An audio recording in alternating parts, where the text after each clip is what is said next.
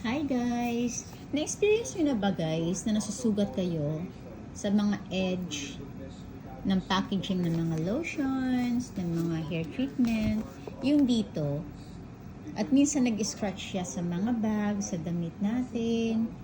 So, medyo delikado to guys kasi very sharp yung edge niya. Ako kasi na-experience ko na nag-scratch talaga siya sa bags ko. And then, napaglaruan siya minsan ng bata. Ayun, muntik na masugatan. Eh, yung ginagawa ko guys, is ginugupit ko siya.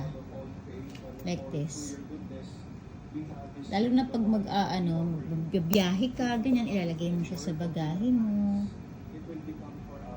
Kaya mas better na kaganyan siya. Hindi sharp.